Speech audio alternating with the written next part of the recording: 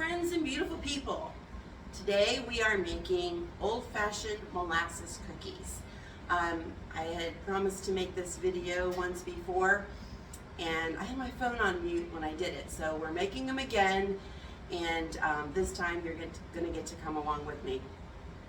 So this is Hub's favorite holiday cookie. He, as everyone knows, he has an issue with his teeth. He gets a toothache. His sweet tooth aches and he has to have something sweet. This happens every evening right after dinner. We're out of goodies, so I thought I would surprise him with some more cookies. So I want to show you.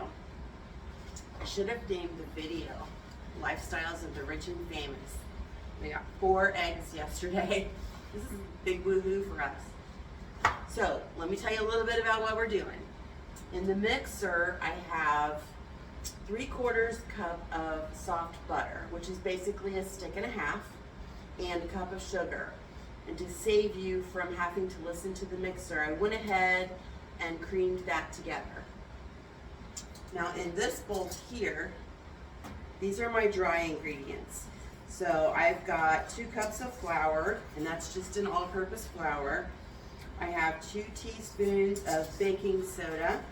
I've got a teaspoon of cinnamon, a half a teaspoon of ginger, and that was the oven, it's a temperature, and a half a teaspoon of nutmeg.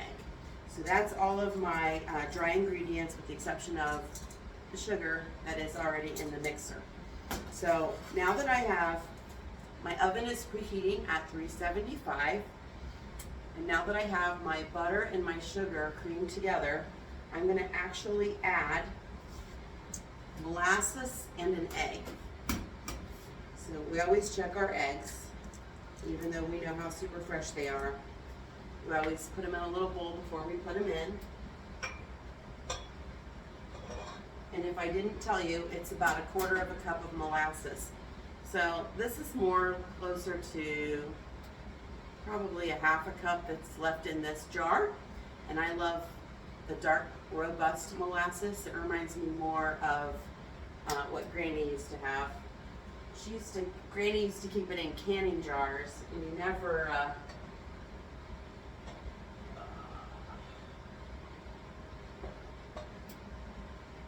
I believe that's where I got my addiction to molasses.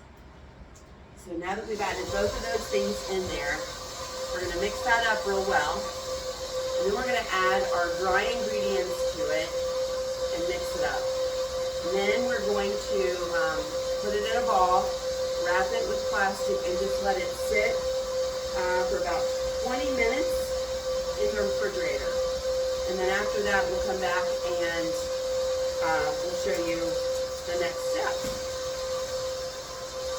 So I'm going to pause you while I do that, because no one likes to listen to a mixer. All right, so this is what our dough looks like. And you don't have to put it on plastic and put it in the refrigerator. I do sometimes, and today I had intended to go ahead and start my bread, because I need to bake some more bread today. And anyway, we have too much going on around the farm right now. We have someone coming to look at some stuff I put on Facebook Marketplace, and Hubs is saying that if they don't show today, he wants it taken down. He's just going to keep it. So there you go.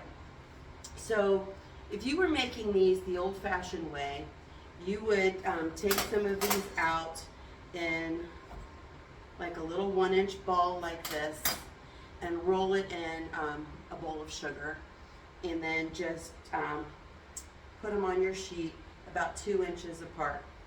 And I had to quit doing it that way because Hub said his cookies weren't big enough. So a lot of times what I use is I don't know if you can see it or not, this is just a scooper I have, and when I make all of my chocolate chip cookies or any kind of regular cookies, this is what I use to keep them all uniform. Having 8 grandchildren and making sure that everyone gets the same size cookie is important to us. It stops a lot of fighting. And since they all some of them have actually helped with the process. They know everyone's getting the same size cookie. So it's kind of funny because Pudding Pop will actually tell the other children to just back off, that they're all the same amount, just to eat their cookie. She's 90 years old that way. But anyway, so let me, we'll go ahead and show you the normal way that you should make them.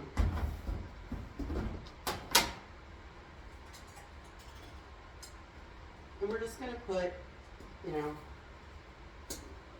just enough to roll our little cookies in. And you're just going to put it in here, roll it around, and then put them on your tray. So these are going to expand because they've got the baking soda in them.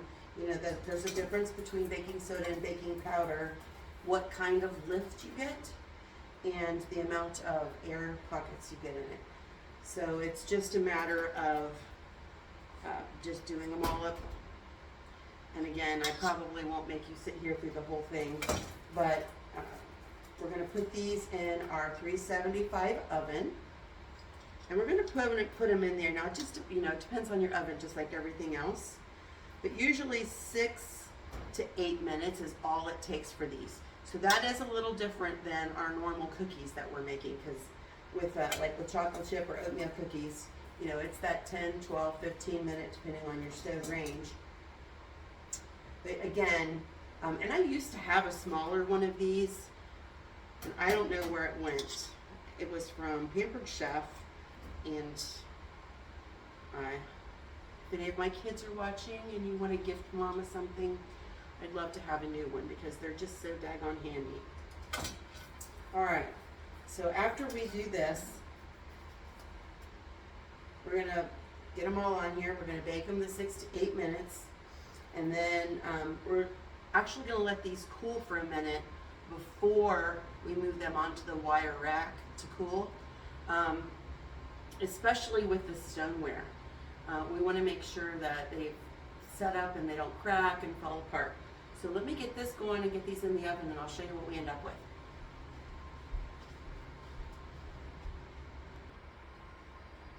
All right, friends, so I just pulled our cookies out of the oven.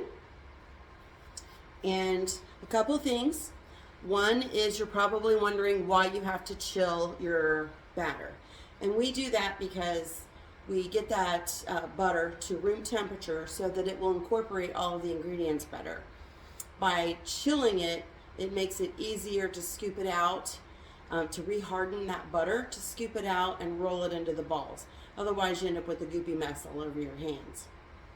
The other thing is you really want to try to make sure that all of your little balls of dough that you are making are the same size. You want everything to cook at the same rate. Otherwise, you're going to have some cookies that are done, some are overdone, and some are not done.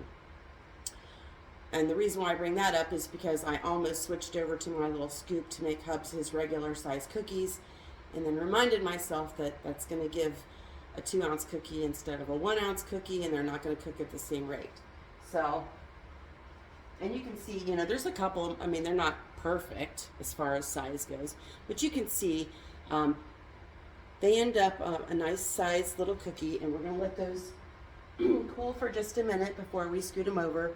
We ended up with 2 of these trays full of cookies. The other thing I wanted to remind you is to save those eggshells to use in your garden. The reason why I bring that up is because this year I'm going to do definitely more cooking videos. We're going to do, Hubs has actually been doing some out in the workshop, which is exciting. But I want to do more gardening videos. And I want to show, rather than doing so many garden tours, I really want to make sure that I hone into you on those skill sets, on when we're going to fertilize, how we fertilize, where we fertilize, what we use to fertilize. So we really want to make sure that we are not just, and that's why I wanted to incorporate some of the things that I did as far as baking goes, so that it's not a really long video, but it's definitely an instructional video on what you need to do. So we want to do more of that with the gardening, definitely with the seed starting. And Hubs is doing some out in the workshop. Yesterday or the day before, he made, actually he reclaimed a disc brake and made it into a plate to turn bowls on the lathe. Try to say that 10 times fast.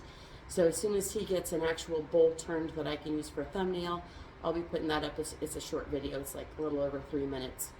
If you like what we're doing, subscribe and share us out. And we look forward to seeing you on the next video. Till next time, be blessed and be a blessing.